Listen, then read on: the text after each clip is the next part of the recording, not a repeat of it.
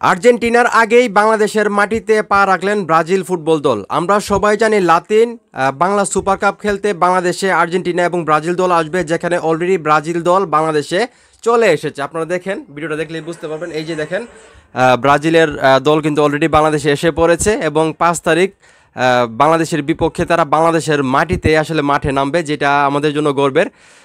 এই প্রথমবার আসলে ব্রাজিলের বিপক্ষে বাংলাদেশ দল মাঠে নামবে এবং আমি মনে করি যে এইবার প্রথমবারের মতো শক্তিশালী একটা দল নিয়ে আসলে বাংলাদেশ দল মাঠে নামবে।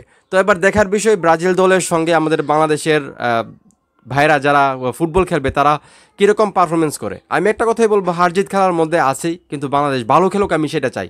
আর এখন যেহেতু দলের মধ্যে ভালো একটা ব্যালেন্স আছে, বাংলাদেশের ফুটবলারদের পাশাপাশি খুব ট্যালেন্টেড বাইরের কিছু খেলোয়াড় আছে যারা বাংলাদেশেরই, তো সেই ক্ষেত্রে দলটা কিন্তু আবার সেই লেভেলের মানে সাজানো হচ্ছে।